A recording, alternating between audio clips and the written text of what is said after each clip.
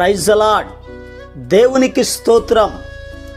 అనుదిన మన్నా అనే ఈ ఆధ్యాత్మిక కార్యక్రమాన్ని వీక్షిస్తున్న ప్రియ సోదరి సోదరులారా, మన ప్రభువును రక్షకుడునైన యేసు క్రీస్తు అతి శ్రేష్టమైన నామములో మీ అందరికీ శుభాలు వందనాలు తెలియచేయుచున్నాను. ఈ శ్రేష్టమైన సమయంలో దేవుని పరిశుద్ధ గ్రంథంలో నుండి యెషయా గ్రంథం 12వ అధ్యాయం 2వ వచనం, ఇదిగో నా రక్షణకు కారణభూతుడగు దేవుడు, నేను భయపడక ఆయనను నమ్ముకొనుచున్నాను.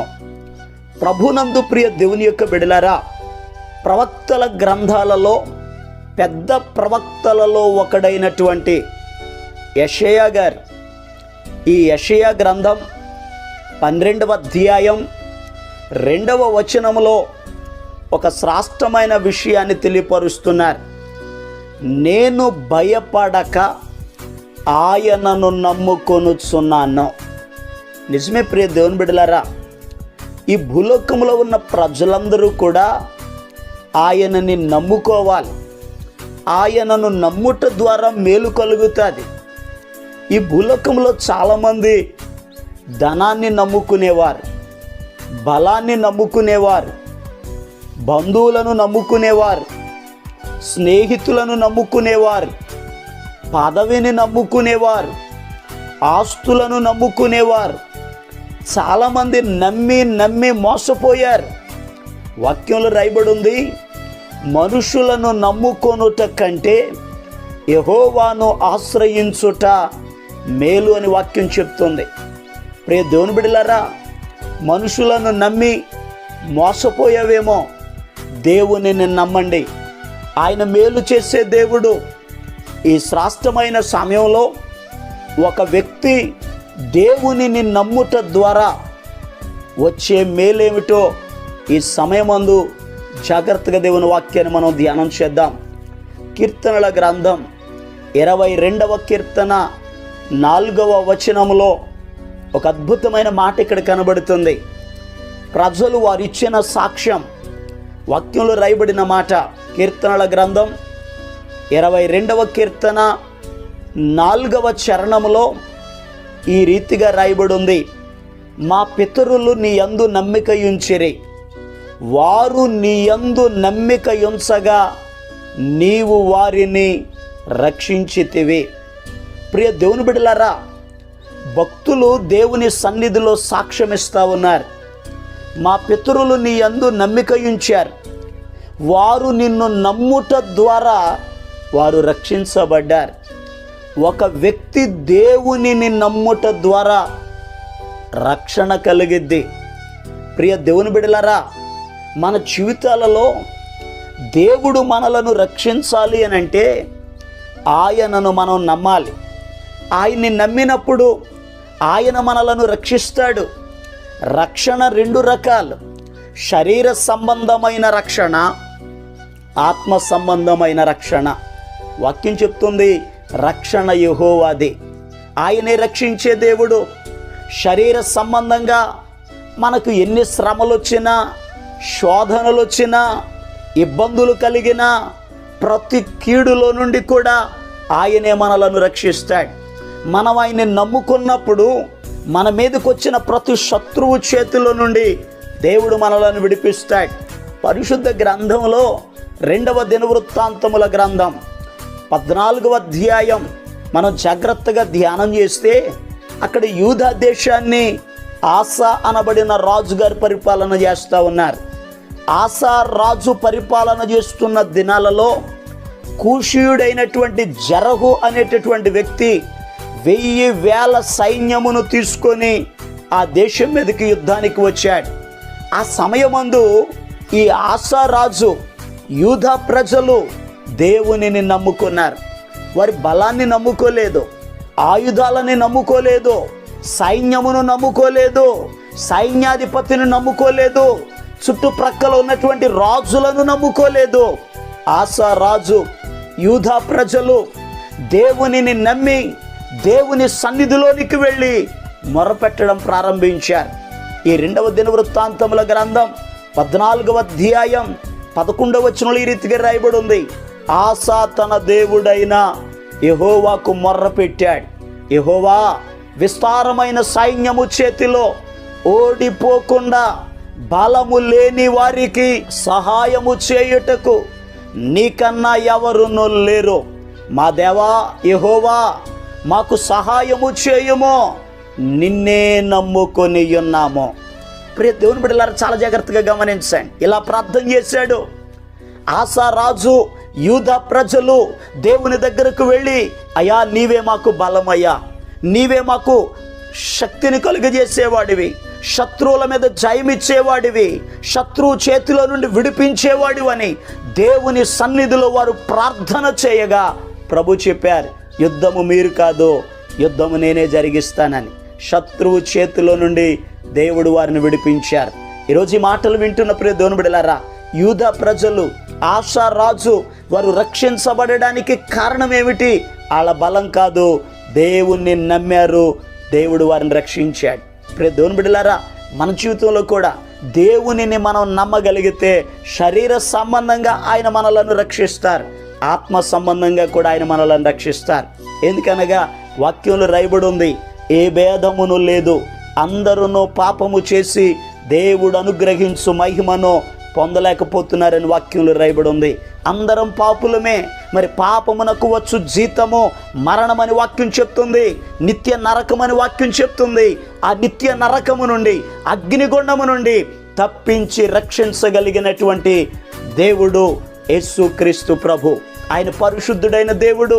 ఆయన భూలోకములోనికి వచ్చారు, సర్వలోక పాప పరిహారార్థమై కలువరిగిరి శిలువలో మరణించారు.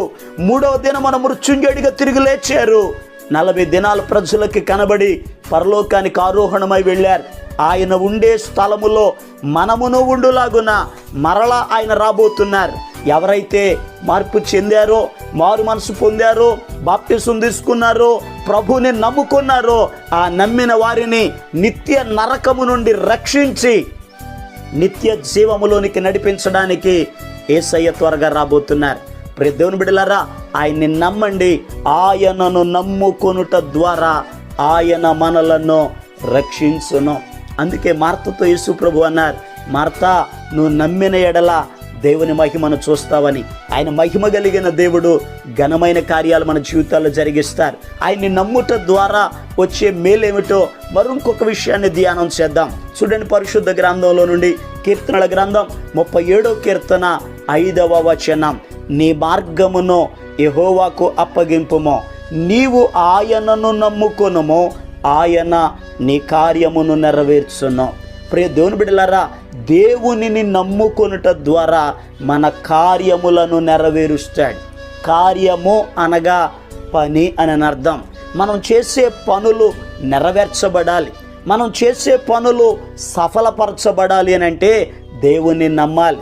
వాక్యంలో రాయబడి ఉంది, నమ్ముట నీ వలన అయితే నమ్మువానికి సమస్తము సాధ్యమని వాక్యంలో రాయబడి ఉంది. ప్రియ దేవుని బిడ్డలారా, నువ్వు చేసే పనులు సఫలం అవ్వాలంటే, నువ్వు చేసే ఉద్యోగంలో అభివృద్ధి చెందాలంటే, నువ్వు చేసే వ్యాపారం ఫలభరితంగా మార్చబడాలి అని అంటే, నువ్వు చేసే చేతి పనులలో ఉన్నత స్థితిలోనికి రావాలి అని అంటే దేవుని నమ్మండి, ఆయన మీద ఆధారపడండి, ఆయన ఆశ్రయించండి, ప్రార్థించండి. దేవుడు మీ పనులను సఫలం చేస్తాడు. అందుకే కీర్తనకారుడు అంటారు, యెహోవా నా పక్షమున కార్యము సఫలము చేయునని.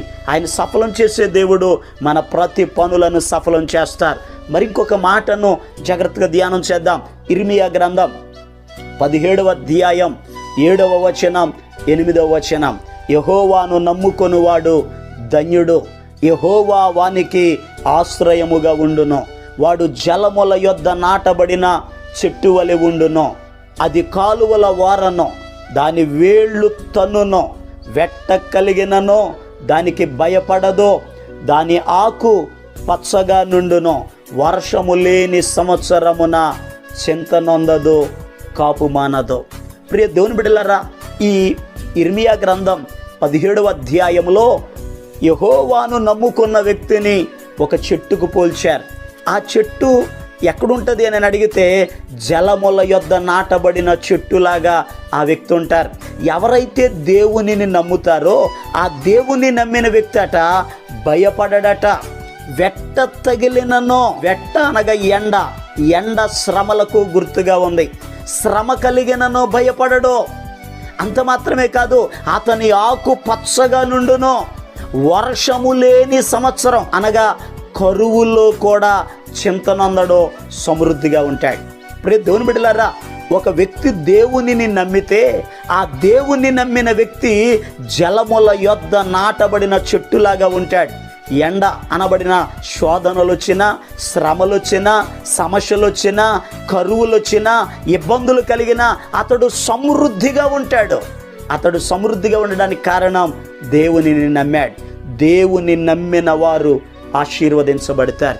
ఈరోజు ఈ మాటలు వింటున్న ప్రియ దేవుని బిడ్డలారా, మన జీవితంలో కూడా దేవుణ్ణి నమ్ముదాం. ఆయన నమ్మితే ఆయన రక్షిస్తాడు. ఆయన్ని నమ్మితే నీ కార్యములను సఫలం చేస్తాడు. ఆయనను నమ్మితే సమృద్ధిని కలుగజేస్తాడు. ఈ మాటలు వింటున్న ప్రియ దేవుని బిడ్డలారా, ఇంకా నమ్మకపోతే ప్రభువుని నమ్మండి, ఆయన ఆరాధించండి, ఆయన పాదాల దగ్గరికి రండి, ఆయన వాక్యాన్ని ధ్యానించండి, మార్పు చెంది మారు మనసు పొంది రక్షించబడండి. దేవుడు మిమ్ములను మీ కుటుంబాలను ఆశీర్వదించును గాక. మీ కొరకు నేను ప్రార్థన చేస్తాను. తల వంచండి, కళ్ళు మూసుకోనండి, ప్రార్థనలు ఏకీభవించండి. మహాపరిశుద్ధుడును ప్రేమ కలిగిన మా తండ్రి, అయా నీ బిడ్డలను మీరు దీవించండి, ఆశీర్వదించండి, ఆరోగ్యవంతులుగా తీర్చిదిద్దండి. నమ్మిన వారి జీవితంలో గొప్ప కార్యాలు చేసే దేవా, ఈ మాటలు వింటున్న బిడ్డల జీవితాల్లో గొప్ప కార్యాలు జరిగించండి. బలహీనులుంటే మీరు బాగు చేయండి అయ్యా. సమస్యల్లో ఉంటే విడిపించండి అయ్యా. రక్షణ లేని వారికి రక్షణ దయచేయండి అయ్యా. ప్రత్యేకమైన రీతిలో ఈ దినమంతయు కూడా నీ బిడ్డలు చేయుచున్న ప్రయాణాలలో, పనులలో సమస్త అవసరతలను మీరు తీర్చండి. నీ బిడ్డలను దీవించండి, ఆశీర్వదించండి.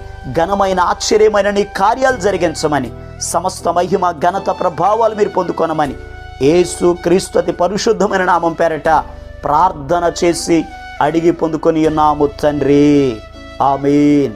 మన ప్రభు అయిన యేసు క్రీస్తు కృప మీకు తోడుగా ఉండి నడిపించును గాక. ఆమేన్. ఈరోజు పుట్టినరోజు మరియు పెళ్లి రోజు జరుపుకుంటున్న వారికి సీసలి మన్నా చర్చి తరపున మా కుటుంబ పక్షముగా మీకు శుభాలు తెలియపరుస్తున్నాం. May God bless you. దేవుడు మీకు తోడుగా ఉండి మిమ్మల్ని ఆశీర్వదించును గాక. దయచేసి గమనించండి, మీ కొరకును మీ కుటుంబం కొరకును దేవుడు మిమ్మలను అభివృద్ధి పరచాలని నిత్యము మేము ప్రార్థన చేస్తున్నాం. ఏమైనా ప్రార్థన అవసరతలు ఉన్న ఎడల ఈ స్క్రీన్ మీద కనబడుతున్న నెంబర్కి ఫోన్ చేసి తెలియపరచండి. ప్రియ దేవుని బిడ్డలారా, అనుదిన మన్నా అనే ఈ వర్తమానాలు మీ స్నేహితులకు, మీ బంధువులకు కూడా షేర్ చేయండి. మన్నా చర్చ్ సీసలి అనే ఈ యూట్యూబ్ ఛానల్ను సబ్స్క్రైబ్ చేయండి. అందరికీ వందనాలు.